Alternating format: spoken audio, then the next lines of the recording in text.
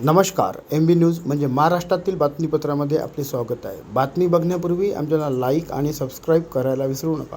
तर बघूया आजची विशेष बातमी. उपमुख्यमंत्री अजित पवार यांच्या विमान अपघाताच्या पार्श्वभूमीवर आमदार रोहित पवार बारामती तालुका पोलीस ठाण्यात तक्रार दाखल करण्यासाठी येणार आहेत. तत्पूर्वी पोलीस ठाण्याच्या बाहेर बारामतीकरांनी मोठी गर्दी दिसून आली आहे आणि काही वेळातच रोहित पवार बारामती पोलीस स्टेशनमध्ये आले असता तक्रारसुद्धा दाखल केलेली आहे.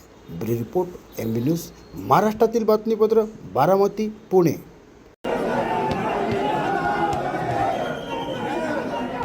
वहिनी साहेबांनी, आदरणीय तटकरे साहेब, त्याचप्रमाणे आमचे या सर्वांनी जी मागणी केली त्या मागणीला हे करून आम्ही राष्ट्रवादी काँग्रेस पार्टीच्या वतीनं चौकशीची मागणी आम्ही त्या ठिकाणी करणार आहोत.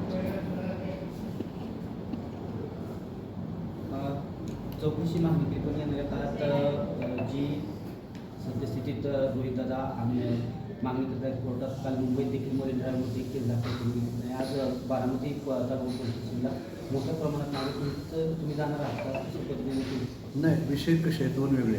राष्ट्रवादी काँग्रेस पार्टी अजितदादांची याच्या वतीने आम्ही सगळेच या ठिकाणी उपस्थित आहोत.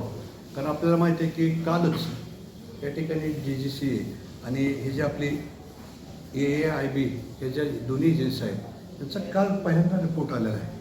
काय आलेला आहे तर ब्लॅक बॉक्स साधारणपणे सुरक्षित आहे, इंटॅक्ट आहे. त्याच्यानंतर ज्या यांना DGCAला काही त्रुटी आढळल्या त्या कंपनीच्या बाबतीत त्या कंपनीवर कारवाईची. मग आता अशा वेळेला आम्ही आमच्या पक्षाच्या वतीने की जर ह्या एजन्सीज काम करत असतील आणि करतायत आणि आदरणीय सुनेत्राताईंनी त्याचप्रमाणे तटकरे साहेब आहेत, प्रफुल्ल पटेल साहेब आहेत आणि पार्थ पवार वगैरे यांनी CBI चौकशीची मागणी ऑलरेडी केलेली आहे आणि ती चौकशीची मागणी केल्यानंतर त्या संदर्भातली प्रोसिजर माननीय फडणवीस साहेबांनी ऑलरेडी चालू केलेली आहे.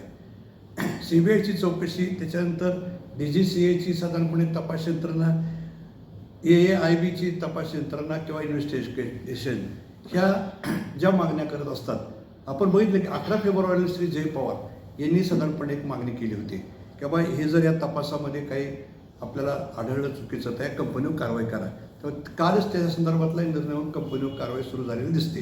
अशात आता आमची ह्या सगळ्या प्रोसिजरली इन्व्हेस्टिगेशनच्या चालल्या असताना आम्ही देखील राष्ट्रवादी काँग्रेस पक्षाच्या वतीने आज मागणी करतोय की ह्या तपासाला गती मिळाली पाहिजे आणि CBIचा तपास, त्याच्यानंतर इन्व्हेस्टिगेशन एजन्सीचा तपास, ह्या दोन्हीचा लवकर साधारणपणे अहवाल येऊन योग्य ती कार्यवाही त्या तपासामधून जे निष्पन्न होईल त्याप्रमाणे सक्षम प्राधिकरणाने त्या संदर्भातली कारवाई आणि ज्यांच्या विरोधामध्ये साधारणपणे याच्यामध्ये FIRचं इन्व्हेस्टिगेशन होईल त्या संदर्भातली कारवाई झाली पाहिजे अशी आमच्या राष्ट्रवादी काँग्रेस पक्षाची मागणी आहे. दादा, पण ह्या गोष्टीला महिना उलटला. अनेक जण सांगतायत की DGCA असेल किंवा कोणताही तपास हा अहवाल कोणताही आतापर्यंत आलेला नाही, तर ही लवकरात लवकर होईल, विलंब होतोय असा आरोप होत आहेत. अनेक पक्षातील, विरोधी पक्षातील लोक देखील हीच मागणी करतात की ह्या गोष्टीला विलंब का होतो? हो, बरोबर आहे ना. आता हे बघा, कुठल्या गोष्टीला कसा विलंब होतो, का होतो हे आपल्या हातातली बाब नाही. याचे इन्व्हेस्टिगेशन एजन्सीज आपण बघितलं तर या एजन्सी कधी स्थापन झालेल्या आहेत तर विमान प्राधिकरण हे साधारणपणे तसं 2012चं आहे, परंतु 2024च्या कायद्याने ते आपल्या कायद्यामध्ये परत स्थापित झालं. एक स्वतंत्र यंत्रणा आहे आणि स्वतंत्र यंत्रणामार्फत एखादा गोष्टीचं तपास करताना साधा गोष्ट असेल तर वेगळं, ह्याच्यामध्ये टेक्निकल बाबी जेव्हा असतात तेव्हा टेक्निकल बाबींनी आपण बघितलं की कॉन्ट्रोवर्सी काय मीडियामध्ये येत होती की ब्लॅक बॉक्स खराब झाला आहे, तपासासाठी परदेशात पाठवायचा आमका, अशा सगळ्या काहीतरी माहिती येत होत्या आणि ह्या माहित्या खऱ्या आहेत का खोट्या हे कुणाला आजपर्यंत माहीत नव्हतं. परंतु काल ॲथॉन्टिकपणे त्यांनी जाहीर केलं की नाही, तो ब्लॅक बॉक्स सुरक्षित आहे.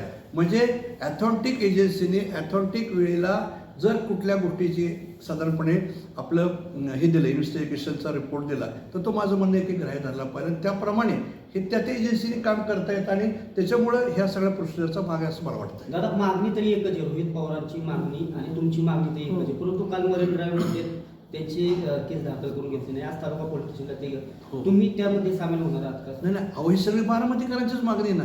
आपण सगळेजण एकच आहोत, आमची सगळ्यांची इच्छा तीच आहे. तुम्ही उपस्थित राहणार कसं? नाही, ह्याच्यामध्ये कसं आहे माहिती आहे का की आता राष्ट्रवादी काँग्रेस पक्ष हा जो आहे अजितदादांचा, त्याच्या आमच्या नेत्या आता आदरणीय सुनेत्रा वहिनी यांनी ऑलरेडी मागणी केली आणि जर त्याच्यामध्ये CM साहेबांनी, कारण आम्ही त्यामुळे सत्तेमध्ये आहोत, आणि CM साहेबांनी त्याच्यामध्ये केंद्रीय गृहमंत्री साहेबांकडे पाठवलेलं आहे आणि या संदर्भातली कार्यवाही होणारच आहे. होत असताना मात्र या ठिकाणी आम्ही जी मागणी केली की ह्याला गती मिळावी, हीच आमच्या अनुषंगाने याची मागणी आहे.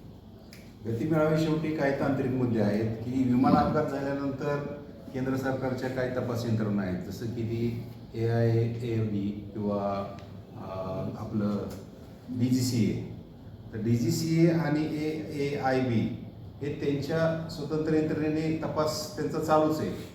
सुरुवातीला मध्यंतरी काही स्टेटमेंट आले जे विसंगत होते की ब्लॅक बॉक्स जळाला, आणि त्याच्यानंतर कालचं स्टेटमेंट जे होतं की ब्लॅक बॉक्स सुरक्षित आहे. आमचं म्हणणं असं आहे की अशा ज्या विसंगती येतात त्या विसंगती येता कामा नये, तपास यंत्रणेत एक वाक्यता असावी.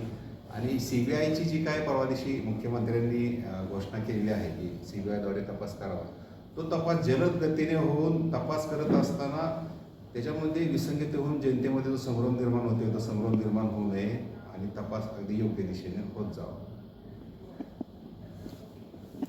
चालेल. चला.